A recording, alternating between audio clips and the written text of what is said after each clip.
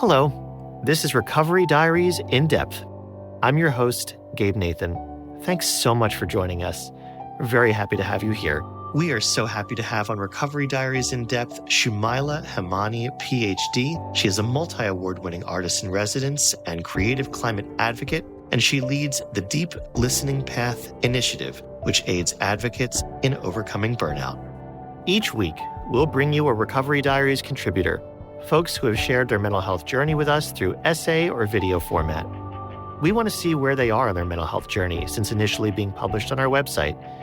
Our goal is to continue supporting our diverse community by having conversations here on our podcast to follow up and see what has shifted, what has changed, and what new things have emerged.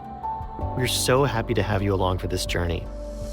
We want to remind you to follow our show for new and back episodes at recoverydiaries.org. There, like the podcast, you'll find stories of mental health, empowerment, and change. You can also sign up for our mailing list there so you never miss a new podcast episode, essay, or film. And you can find this podcast pretty much anywhere you get your podcasts. We appreciate your comments and feedback about our show. It helps us improve, make changes, and grow. And of course, make sure to like, share, and subscribe.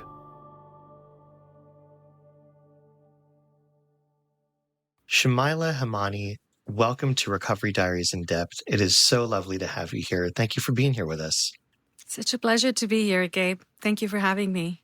You are so welcome. And I'm curious, everybody has these kind of like, they call it the elevator pitch for whatever it is. For if it's their job, they have like the 30 seconds to describe what they do. But I think people also have like elevator pitches for who they are. What's your elevator pitch? Who are you? I'm an artist, scholar, and a trauma-informed coach.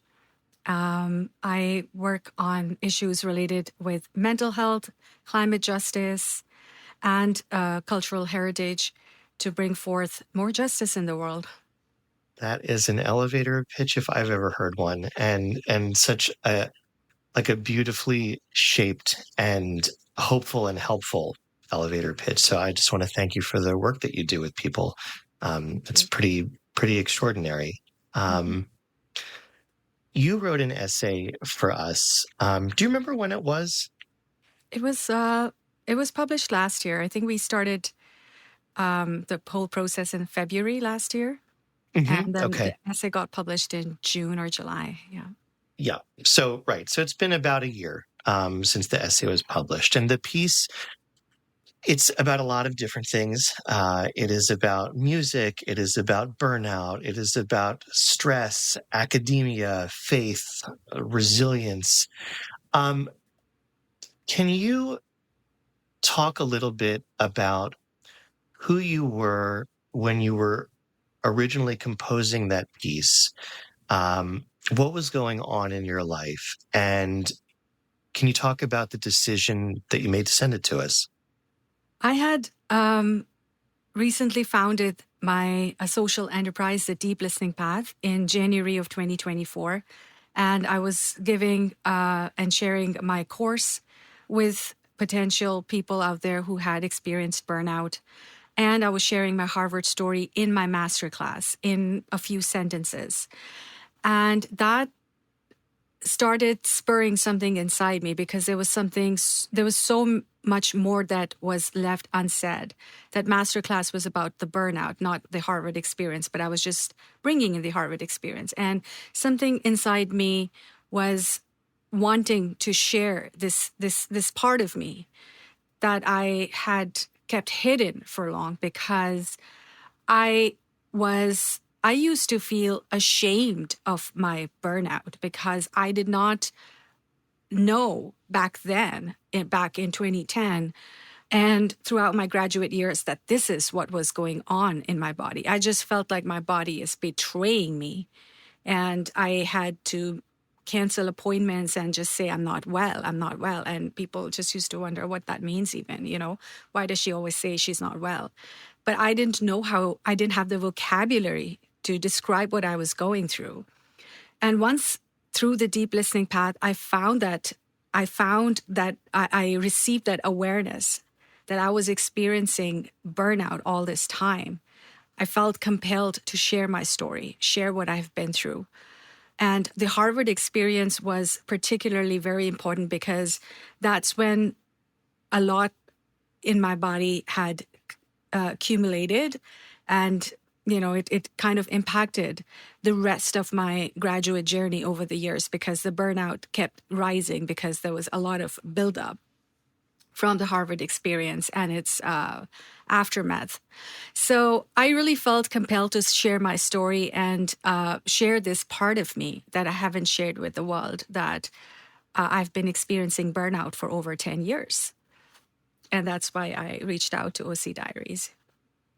When you were in the midst of what was going on, you call it the Harvard experience, and of course we're going to talk more about that, and certainly talk about it when you're going to be reading your very, very fine essay on the subject. But when you were experiencing that, in the midst of that, did you tell yourself a story? I think,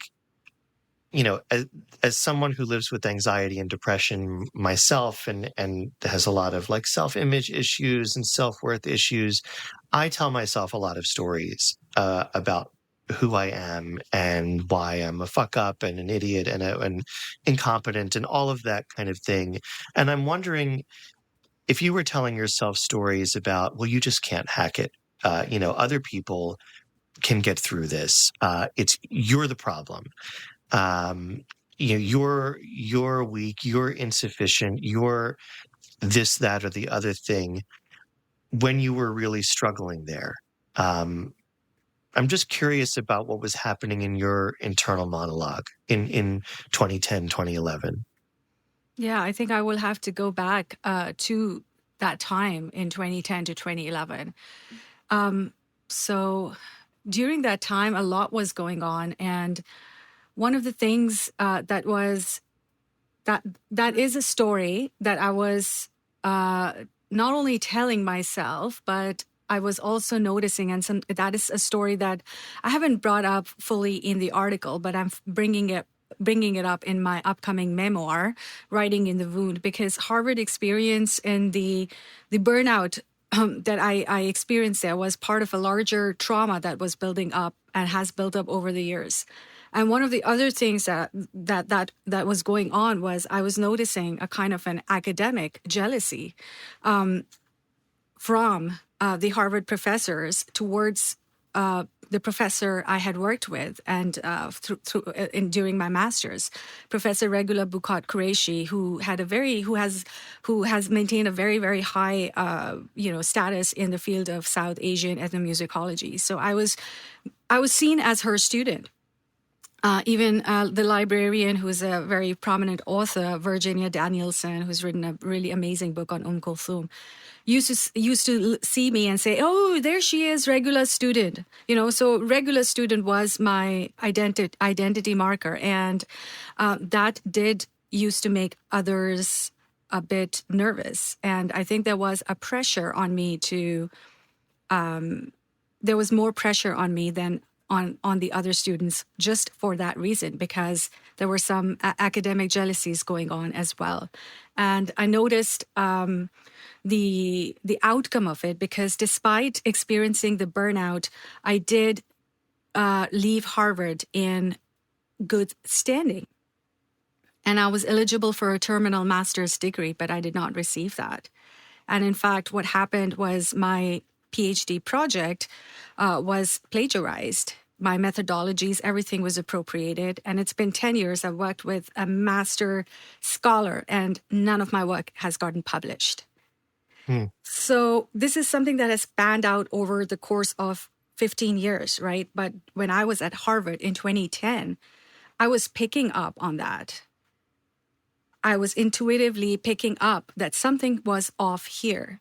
There is something more that's going on. It's just not Harvard structurally and the work that they expect me to do and all. There was something more beneath the surface that was going on. And I had picked up on it. I was talking about it with my close friends. But then, of course, I was a graduate student then, and it did sound like I was making excuses, right? Because when graduate students pick up on so much information and then say that they are working against me or something like that, it just sounds so unconvincing, right? So, but I was picking up on a lot of things that were happening beneath the surface that led to my burnout. And what kind of support did you receive then and after the fact? I mean, obviously you had your close friends, but I'm curious about other people who perhaps resonated with your experience. And I wonder also, after the publication of your essay here, I wonder, or I'm curious and hopeful to hear if you received any feedback from people who had similar experiences, not just at Harvard, but perhaps at other academic institutions anywhere in the world. Yeah, thanks. Thank you for bringing up those questions, because it really kind of brings forward some of the trauma that I'm experiencing. That whenever I bring forward my story, I encounter silence from my community. I encounter silence. Nobody speaks up. Nobody supports.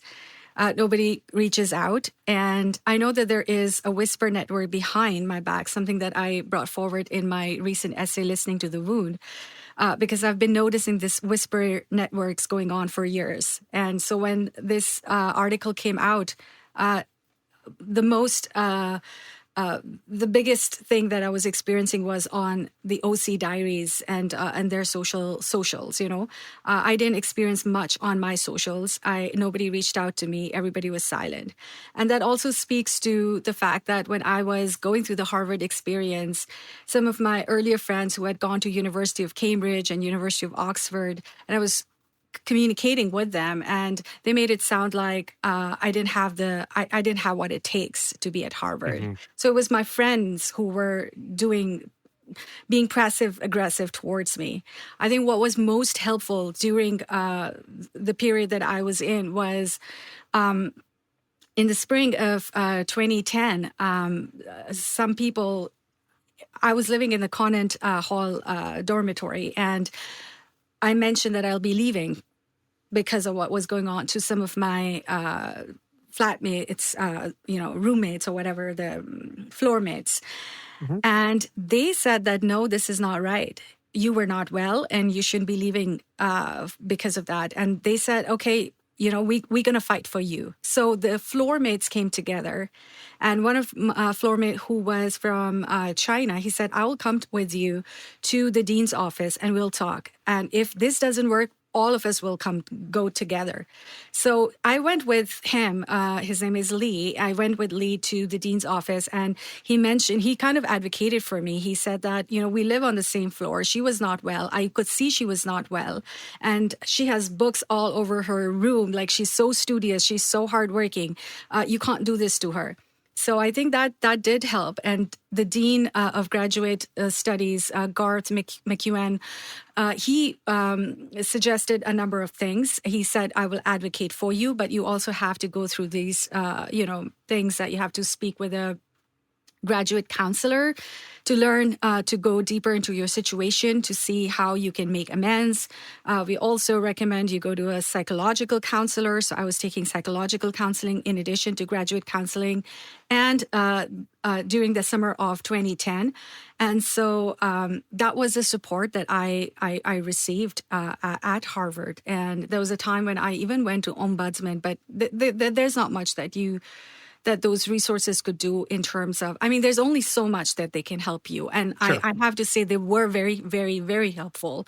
But that didn't, that couldn't prevent me from, leaving Harvard after December 2011, sorry.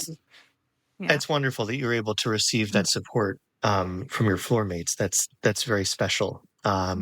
And I'm very glad that was there for you. It wasn't enough, but it was something. I'm curious. Let's go back. I want to go back to your early life, because music has been so vitally important in your entire existence. I just want to know how that got started? Yeah, I think for me, I sort of originate my music journey in this way to the time when I was 15 or 16 and I was looking at undergraduate programs that I would like or things I would like to major in. And it just came to me that I want to pursue music because it's had such a special place in my life. At that time, I wasn't trained in Western art music. I didn't play a musical instrument. So that was like a bizarre kind of a dream that I had when I was growing up in Karachi, in Pakistan. And I voiced that dream to my mother and my grandma, and they're like, shh, no, music, no I way. can imagine. Yeah. Because music is kind of associated with showbiz, and performing arts historically has been, there are professional communities associated with it. So there is a bit of a stigma there as well. So my grandma was like, no, shh, no, like that. But somehow, all throughout my undergraduate, I felt that there was a calling. I felt called to do that. Like it sounds very idealistic when I say, but my heart said that this is my path, and it was hard to believe because my 3D reality said otherwise, and I had no idea how this could ever happen, that I would land in a music department. It just seemed out of reach. But I went through during the last parts of my undergraduate, I came across the program in Islamic Studies and Humanities. I applied for that, and they were very encouraging for me to pursue ethnomusicology, and they funded my work and they supported me. So during my time in London, I was taking courses in voice and in keyboard skills and all. And so that was all a prep that helped me to get into a music program at the University of Alberta, where I did my master's. And from there, I applied to Harvard and Chicago and UCLA. So 2010 was a great time. I received admissions in all the universities. And in fact, Chicago and Harvard were fighting to have me. So it was like a very, encouraging time for me that a bizarre dream could lead me at this point, It's fascinating because, I had this thought in my head that, I was going to be asking you about the beginning of your love for music. And I was just imagining like, oh, well, I first, touched the harmonium at age 4. And I knew it's so fascinating that it's really begins at 15 or 16. I had thought, okay, there would be this youthful history, and this progression leading up to this, but it's quite a journey. And you think of 15 or 16 as really almost like a late bloomer. But you seemed to really be on fire at that age, and that it was just sending you on this path. And I wonder, when you look back now and you think about Chicago and Harvard kind of fighting for you, do you think about what would have happened if you had let Chicago win and you had gone there? Do you play that game in your mind? Yeah, I played that game all throughout the time after I left Harvard, because I did apply to Chicago again and University of Alberta. So these were two schools that I applied to again in 2012, and I didn't get into Chicago the second time. And it was, I still remember that point when I received my rejection letter, because at that time I was taking lessons from my ustad, and he noticed that I was like, my energy had gone totally low and I was very, very sad. And so this game, I was playing that even till my second or third year of graduate study at the University of Alberta. I would blame myself. I should have gone to Chicago. I should have gone to Chicago. So I had that quite a bit till second or third year. But I think there was just, when that game gets played, when life is going smooth, I think, because what happened next was so dramatic. There was just so many dramatic changes happening in the department and things happening that were throwing me off course, that whatever I had to learn to protect. I still was in a PhD program at the University of Alberta. I was studying with Regula. That was amazing, right? So I think life has a way of showing you to be more grateful towards what you have. And over the years, when I learned that regular student Kaylee left Chicago to go to another university, then that was my moment where I was like, oh my gosh, if I was at Chicago and I wouldn't have had finished my PhD by that time and he would have left, it would have been such a nightmare, finishing my PhD in a department when I lose my supervisory support. And then there were other things that happened where I realized that the people who were showing me a lot of support then were only showing me support because I had gotten into Harvard and they didn't want me to go there. So I was picking up on that as well, that Chicago was showing me so much. They had given me a package, but it was not a full package. I couldn't have come there in the first place. But then they had special meetings for me and they got me a competitive package in comparison with Harvard. But I really felt like they were doing it because I had gotten into Harvard, not because they valued me. So that was something I picked on even in 2010. And I think I picked on even later. I had my reasons for not choosing Chicago. Sure. And although the game continued in my mind, I also think I made the right decision then by going to Harvard and then by choosing the University of Alberta. And the game can go on forever and drive you crazy.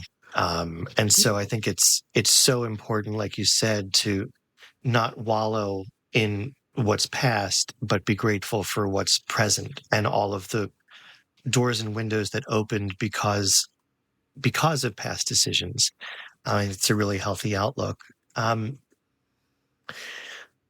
you talk a little bit about burnout in the context of academia? Because and the feelings that go along with it and the repercussions, because we hear about it, I think, the most in terms of first responder professions, in terms of nurses or law enforcement or any of those fields.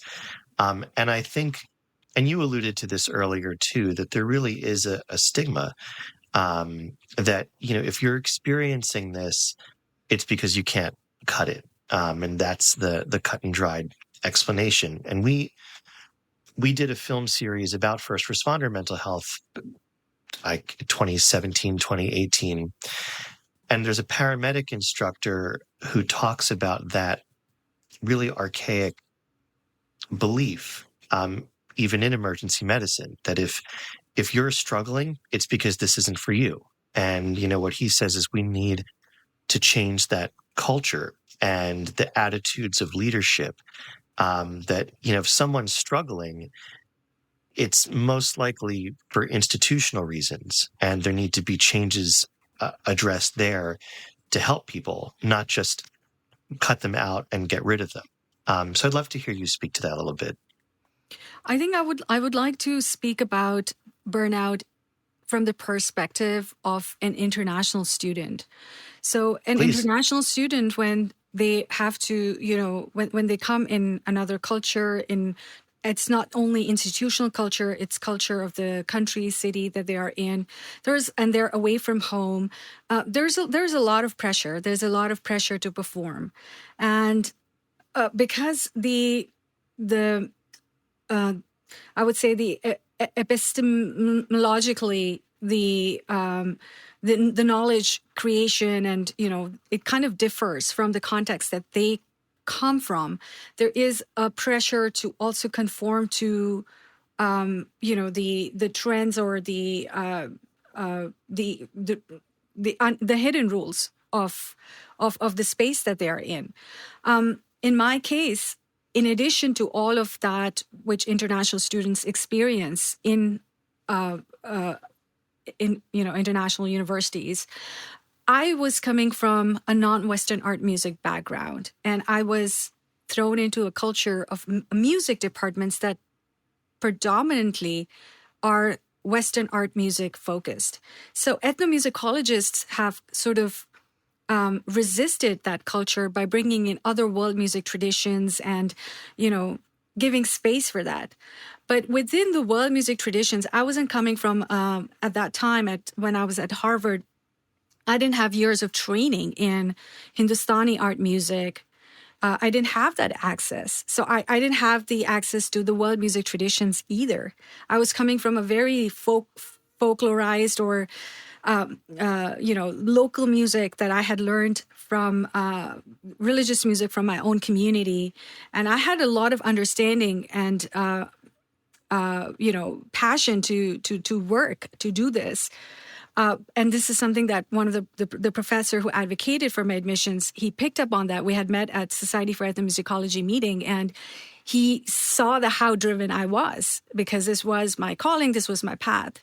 So I was even more driven to work harder, because there was this thing in me that I'm not enough. I don't have this, I don't have that, I don't have that, but I have critical acumen, and I need to merge this with this and this and this, and I need to keep working. So there was that institutional pressure and cultural pressure.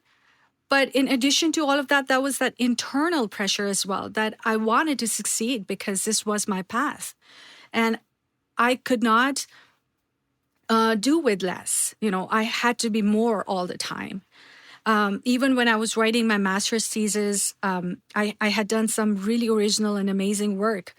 But there was this pressure to conform, in the sense that my mentor, Regula, she said, you've done amazing work. But then there were peers like my male friends in Pakistan, or my male friends in the ethnomusicology program. And as a woman, they would trust my authority to say anything to represent South Asian culture. So I was pleasing too many people as well. I was not just happy with my supervisor saying, you've done amazing work. I had to please so and so, so and so, so and so.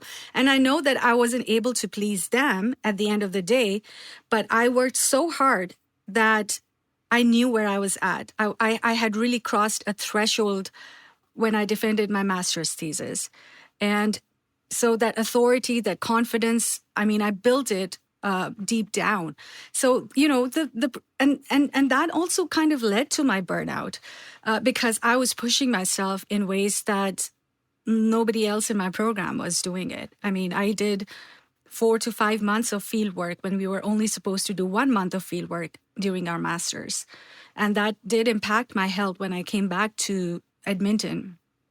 Sure. And so that's where it all started, because there was this internal, there was that sense of not being enough, but there was also that sense of insatiability. I was so driven. I wanted to do everything and really well. So I think they both contributed. We have received and published multiple essays by individuals from India, from Pakistan, from other countries in Asia, that have talked about academic pressures and pressures from parents from very early on, pressures about grades, pressures about performance, pressures about achievement, and about how the worth or value of the parents or the family is really dependent upon how well the children do in life. And by how well they do, and that can be anything from academic performance to jobs and things like that. Did you feel any of that growing up? Was that part of your experience? I think growing up, I actually felt that most of the attention was towards my brothers, that my family's worth really came from how my brother was doing. So he was when I was a kid, I was very laid back as a student. I was a, adventurous kind of a kid. I didn't really care about studying. I had all these bizarre dreams that I'm going to travel the world and all of that. And then I noticed that my brother was getting so much praise and attention and so much love because he was standing first in the class. Like there was so much happiness my parents felt when he he stood first. Like there were garlands that were brought for him, and I didn't receive any standing at that point. And that, I think it was in grade 2 that I told myself I have to work hard. I can't let me be just this nobody who doesn't get any ranks in class. So it was from grade 2 that I started really working hard on myself and really focusing on my studies. But what I have noticed over the years is that even when I have stood first in class, I've almost consistently stood second. But even when I've stood first in class, there hasn't been much happiness or joy or a sense of achievement that my parents have felt from my side. It just doesn't matter for them whether I've come first or second or not come, that hasn't really helped. And it used to bother me. It sometimes still bothers me, but I think it also gave me a kind of freedom that most South Asian students do not get otherwise. But I find also that pattern kind of is repeating within my network or community now, that whatever I do, I publish this essay or I publish something else or I give a talk or I give a keynote, just nothing matters. Mm-hmm. Nothing matters. And it's a childhood pattern that's just coming in my adult life. Someday I'll write about it. Yeah. And in the end, really, I mean, this may sound naive, but it just has to matter to you, really, and kind of fuck everybody else. If they don't care, or it doesn't resonate with them, or it doesn't feel like a kind of salient achievement, that's kind of their problem, really. It really does just have to matter to you. You can hang your own garlands for yourself. And I think it's a nice way to move into your essay, because you mentioned earlier that, when this was published, it was really silence for you in terms of the response. But I found it to be so moving and very important for our community of writers and contributors and readers here, because I think that this is something that's not talked about enough. And one of the things I love about what we do is we try to gain perspectives from people all over the world and talk about things that aren't talked about enough. So at this point, I would love to hear you read your essay in your own voice. It's called Music is Sanctuary, Navigating Burnout in the Ivy League with the Power of Deep Listening. Whenever you're ready. Music was my refuge. I could crawl into the space between the notes and curl my back to loneliness, writes Maya Angelou. Music has been a powerful refuge and a calling for me since my teenage years. Initially, I resisted its pull, aware that women within my culture were not typically encouraged to pursue it as a career. Despite the barriers and uncertainties that loomed before me, I couldn't ignore the undeniable truth. This was what I wanted to do. The path ahead was unclear. Little did I anticipate that it would eventually lead me to the University of Alberta and then to Harvard University. Harvard University's motto, Veritas, meaning truth, embodies the pursuit of knowledge and integrity. Yet, during my PhD studentship at Harvard from fall 2010 to December 2011, layers of deception veiled the truth, and I felt like I had lost my way. Beneath the surface lies a deeper truth. Harvard mistreats individuals who challenge the status quo. My experience prompts me to expose the institution's efforts to manipulate and erase dissenting voices. Another motto, "Nothing is impossible," echoed through the halls of Harvard, a mantra meant to inspire resilience and determination, Yet, as I embarked on my PhD journey in music, those words felt more like a dismissive refrain whenever I dared to question the overwhelming workload in my first semester. Studying at the University of Alberta between 2008 to 2010 was a life-transforming experience because under the mentorship of the distinguished South Asian Studies scholar Professor Regula Bukat Qureshi, I embarked on a journey to study the history of state patronage of music and dance in Pakistan, culminating in my master's thesis and eventually my doctoral dissertation on Sufi poetry and sounds in Sindh. During this time, I found myself reconnecting with the musical cultures of Pakistan. So when I started at Harvard, I was excited to begin what I thought would be a similarly motivating journey. Although my studies at Harvard only lasted a year and a half, they initially opened vistas into new cultures. My arrival in Cambridge introduced me to a vibrant community of scholars from diverse disciplines, each boasting remarkable achievements and intellectual prowess. Conversations in the graduate dormitory reverberated with tales of astronauts, fiction writers, zoologists, and artists, igniting a mixture of awe and intimidation within me during my first year. This excited the explorer in me. Every conversation opened new doors. I experienced many new friendships, but there were times I also felt emotionally isolated. In those days at Harvard, there was a great emphasis placed on new students not feeling like imposters in the Ivy League community. With an emphasis on equity, Harvard did attract students from diverse backgrounds, and despite the impressive atmosphere, I never felt like an imposter. My supportive classmates helped provide a solid foundation to navigate the intellectually stimulating, yet sometimes overwhelming environment. In my courses, my ideas and critical thoughts stood out, and I felt appreciated for participating in class discussions. But as my graduate studies continued, my academic plate overflowed with a staggering workload, counteracting the invigorating, collaborative atmosphere I felt at the start of my studies. Balancing multiple graduate music courses and a language class proved daunting enough.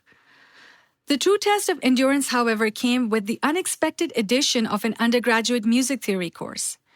Even more, I was tasked with learning a musical instrument from a culture new to me, that was the Persian culture, fieldwork in another culture, which was Ethiopian culture, as well as independent study of cultural and religious traditions from outside my own background. It began to feel overwhelming. While I embraced learning these things as great cultural exposure, the expectation to immediately excel felt impossible.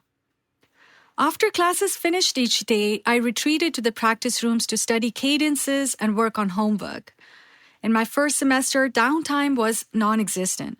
It was a continuous cycle of academic and personal demands, making it difficult for me to absorb the experience of being at Harvard. At first, there was a flicker of doubt regarding whether this demanding workload was indeed normal within the academic context. I couldn't shake off the nagging feeling that perhaps I was pushing myself too hard. There were moments of quiet apprehension where I questioned the feasibility of maintaining such a rigorous pace while excelling academically. Amidst the socially vibrant ambiance of Harvard's Dudley Lounge and coffee gatherings with peers, my formidable course load became a topic of incredulity. Even classmates and professors whom I saw as the brightest mind on campus expressed astonishment, questioning the sustainability of such a workload and its impact on academic performance. Isn't it affecting your grades? This question served as a constant reminder of the delicate balance between academic ambition and personal well-being. Initially, I reacted with a blend of surprise and introspection. I found myself oscillating between a sense of normalization and a creeping feeling of anxiety. There were graduate students at Harvard who had opted to take 7 courses in a semester by their own choice, but then they were receiving extra time to complete their assignments and turn in their final papers. I did not receive any accommodations even upon request. While I voiced my concerns about the unrealistic demands to my mentors, the prevailing sentiment echoed the institutional's ethos. Nothing is impossible at Harvard.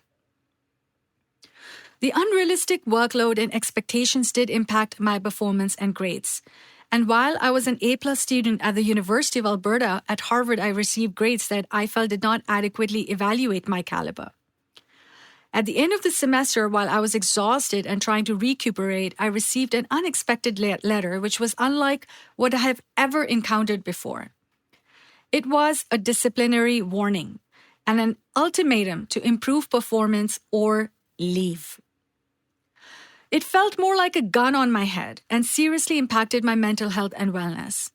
From there onwards, I was not only working with a heavy workload, but also with difficult emotions around the threat of being removed. This zapped my energy significantly. It is incredibly traumatic to grapple with the letters of warning that Harvard sends to students. These missives, often laden with implications of underperformance or poor fit within the institution, can have profound psychological and emotional effects.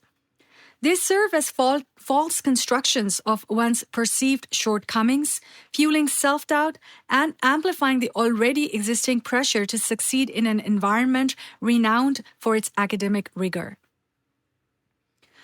Overcoming the weight of these warnings requires resilience, support, and a steadfast belief in one's abilities amidst adversity. I spent the Christmas break of 2010 grappling with the consequences of the letter and found the courage inside me to begin another semester at Harvard. In the spring of 2011, after I'd returned to school, I found myself experiencing extreme exhaustion. Prior to this, I had never encountered burnout. My mind, once ablaze with scholarly fervor, now lay dormant, unable to muster the strength for even the simplest of tasks.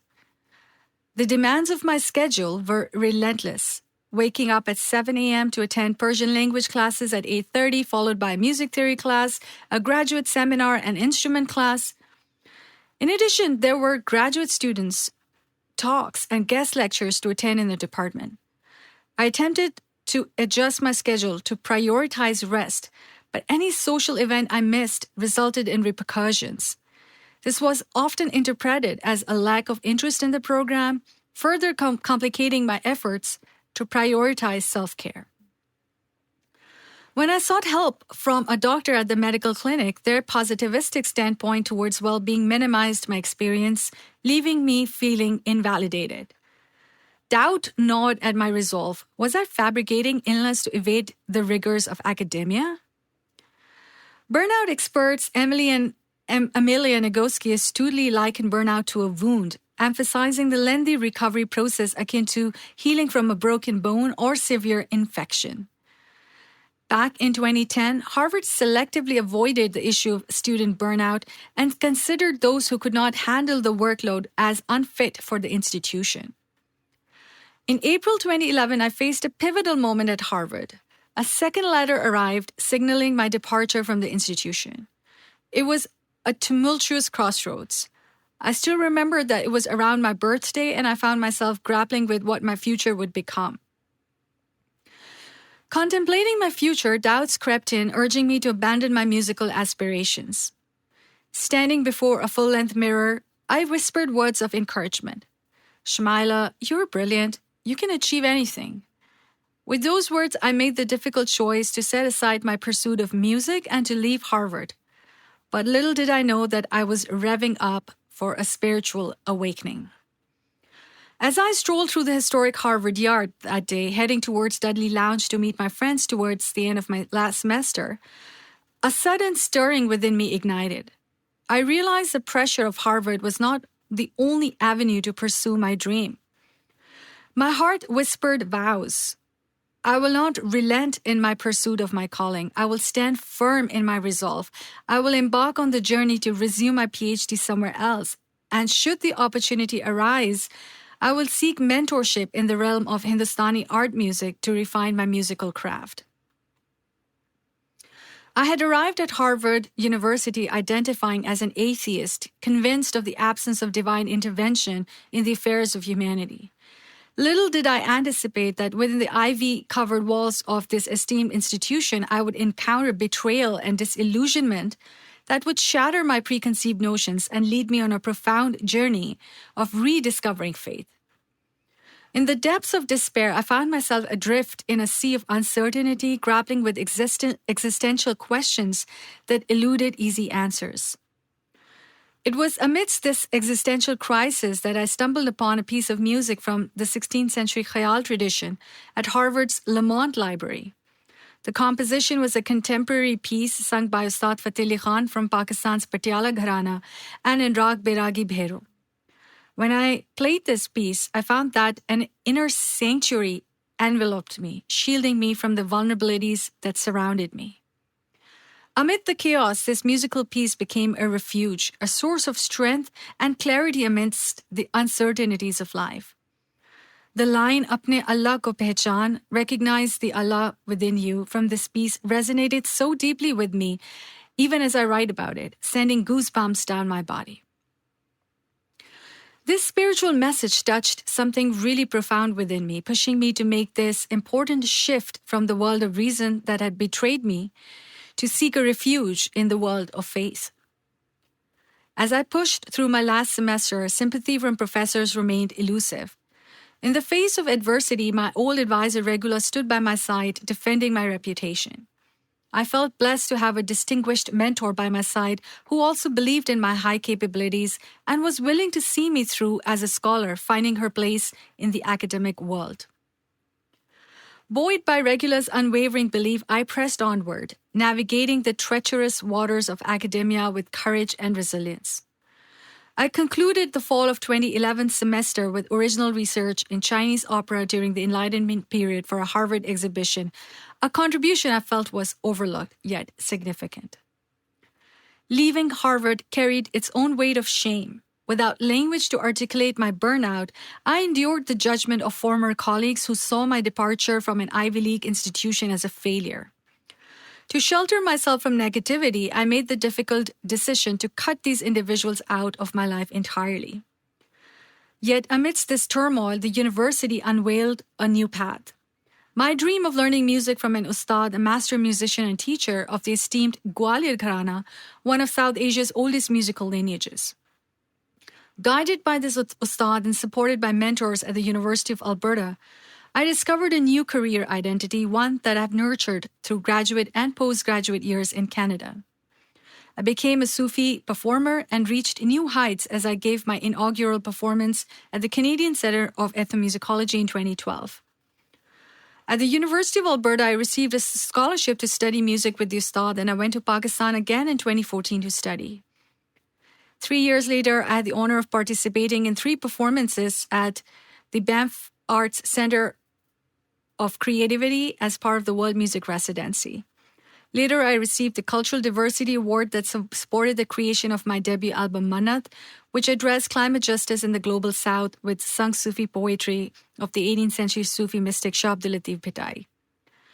At the University of Alberta, I also served as a music faculty in 2016 and for the semester at sea in 2020, during which I traveled across Americas, Asia, and Africa, teaching ethnomusicology courses. My scholarly and artistic trajectory culminated in teaching courses in ethnomusicology in the music department, as well as my present artist residency at Mount Royal University as an artist changemaker. Along this journey, I've learned that when one is experiencing burnout, there is a high leaning towards self-doubt and diminishing one's own self-worth. The key to breaking past this lies in taking your power back and holding integrity in the face of burnout. By befriending burnout and accepting its presence, we're able to see the systemic factors that causes it and address them adequately.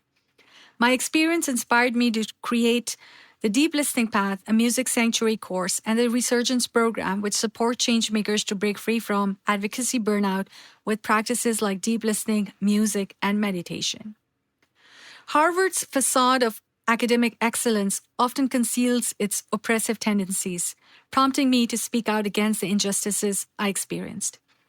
Even after I had left the institution, I have experienced Harvard to continue unleashing its wild hounds. As we strive to uphold truth and accountability, it's imperative to confront the institutional barriers that stifle genuine discourse and perpetuate inequality. Only through acknowledgement and action can we hope to cultivate an environment that embraces diversity, equity, and inclusion within academia and beyond. Harvard ultimately taught me to develop resilience in environments where I may be the only person of color. Even today, when I encounter situations where I feel rejected as a member of an underrepresented group, memories of my experience at Harvard resurface. I use those experiences as armor to navigate and overcome challenging situations and push through, finding ways to preserve myself and break inner glass ceilings, unleashing new pathways to build safe spaces for dialogue and creativity. There is a famous quote attributed to Rumi: "As you start to walk on the path, the way appears." And with my new endeavors connecting music to burnout recovery, it feels as if my journey as a compassionate warrior for social justice has only started. Thank you. Thank you. Thank you for writing that, and thank you for reading that and for sharing that with our community. My pleasure. So you're about a year out from publication. How does it feel returning to that piece? What's coming up for you, like as you looked at it again, as I'm sure you did in preparation for this interview and reading it aloud? What were you feeling? I must share here, Gabe, that for the past 1.5 months, I have been very rigorously writing my memoir, which is upcoming, Writing in the Wound. And that memoir has been inspired by this essay that I wrote, because the process that I went through in writing this essay and then going through the editorial processes with Ethan, and he helped me to go to places in my memory that I had really pushed really down. And I went in those places and I wrote about it. So even at that time, last March, April, when I was in that editorial process, it just kind of cracked open something in me, because I had suppressed some of these memories really, really deep down. And so my memoir kind of opens up these wounds and memories even deeper. So I find that what I am feeling is, wow, I made it through this essay. Like I did it, I wrote it, I was able to access these parts, and that has become, I find like that was my stepping stone for writing this memoir, because it gave me a lot of courage to go into difficult places in my memory. I don't know if I've answered your question, but that's You what's did, coming and to my mind right now. it's really lovely to hear that, and to know that the one is inspiring the other. And I think that as we get older, we do push a lot down, and we push a lot of what is painful to feel and to revisit. We kind of put it in a drawer or a closet and lock it away. And I think revisiting those things, even while it can sometimes be painful and hard, um, it can ultimately be really cathartic and helpful. And, as was the case with you, spur a whole new creative enterprise. So that's really wonderful to hear. I'm glad that that was your experience. What would have helped you stay at Harvard, do you think? What could have been different that would have helped? I think I had reached a point by fall 2011. I had reached a point where I had tried everything possible to stay, because I didn't know what lay beyond leaving Harvard. So the gut was like, just stay, because that felt safer than what lied ahead. So I had really tried everything. And some of my friends there, it's interesting that they consulted wise women for me. And they told me that, don't worry, Your path ahead is much more amazing than what you have experienced here. And to them, when I used to hear that, I didn't used to feel very convinced because I was latching on to the safety of the present, but that proved to be true. So, yeah. I mean, not what more could you have done? I mean, what more could they have done as an institution? So, like, for instance, I'm thinking about a guest that we had on our show. One of our early guests, his name is Peter Lehman, and he's a professor in Utah. And they had a suicide on campus. And he did not know the student, but he was profoundly impacted by her loss. And he is someone who has lived with depression and with suicidal ideation as well. And he decided to make a change in his classroom and decided to begin every semester by talking to his class about his personal mental health and about his struggles with depression, and to say, if you need something, if you have special needs, if you are struggling, come to me. I want to know, and I want you to know that you are being taught by someone who is also struggling, and that I'm not always okay. So I think that that's an example of someone in the academic world who really gets the need for empathy, who gets the need for being real and putting some things ahead of academic rigor. So that's really what I'm asking you. What could have been done on the institutional side to keep you there? So there's a lot that I can say there. I think what's important to bear in mind, and again, I'm going to reassert that even though I was experiencing severe burnout in the spring of 2011, I pushed through. Gabe, I pushed through. I submitted my work. But the professor who gave me a C minus, she gave me just a C minus because I had missed a few classes, and she took it out on my paper. My paper did not deserve a C minus. My grade in that course did not deserve a C minus. I had done my presentation. I had done my critical review. I had finished all the work, and they couldn't value that. I think there was not just a high level of injustice there. If there was, it's a level of cruelty, I would say, that those professors showed to me. And on top of that, it was my ethnomusicology professor who gave me that grade. All the other professors on campus, like the course that I was taking in anthropology, the course I was taking in language, they were very accommodating. I received accommodations. I was able to finish those courses. I again would like to say I left Harvard in good standing. But my ethnomusicology professors, they did not give me a terminal master's degree. And I left with just questions. People just used to ask me questions about, what did you do there? What happened? What did you do there? And because I didn't even have a degree, a woman coming from Pakistan, pursuing music, which is so stigmatized, and then experiencing burnout, and then going through, but doing all the work that's required. There's some grace that you could have given. And I'm not even asking for grace here. I'm just asking for justice. There was none. And in the fall of 2011, they actually used some, because I didn't come from a Western art music background, they used that as an excuse further to undermine me. And it's just a level of academic cruelty that has continued, because even after I left Harvard, they took my PhD topic methodologies, and a Harvard scholar has made a name in the field based on my work. And nobody, because Harvard has such a mafia-like presence that, you can't say anything against Harvard.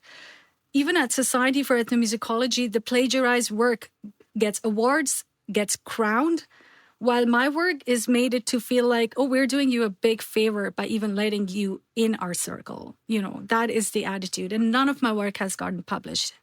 So in terms of what could they have done better? Oh my gosh. there is just so much to say there. I think they were brutally cruel. These are very respectful names in the discipline. And I have to say that they were very unjust, and they continue to be very unjust and very cruel towards me.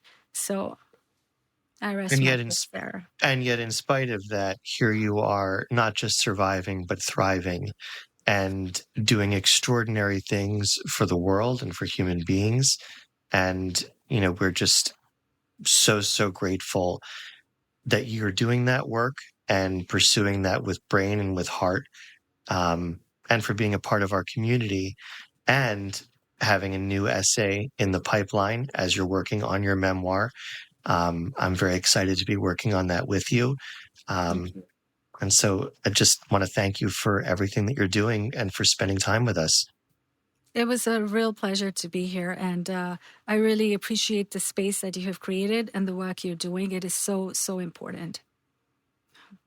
Thank you. Thank you, Shumaila, and wishing you all the best in everything. Yeah. Thank you for having me, Gabe. Thank you again for joining us in conversation today. It's beautiful to see the progression of our contributors. We are so grateful to Dr. Shumaila Hemani. She is the author of Music is Sanctuary, Navigating Burnout in the Ivy League with the Power of Deep Listening. She is also the founder of the Deep Listening Path Initiative, which aids advocates in overcoming burnout. Before we leave you, we want to remind you to check out our website, recoverydiaries.org. There, like this podcast, you'll find additional stories, videos, and content about mental health, empowerment, and change. We look forward to continuing to grow our community. Thank you so much for being a part of it. We wouldn't be here without you. Be sure to join our mailing list so you never miss a podcast episode, essay, or film. I'm Gabe Nathan. Until next time, take good care.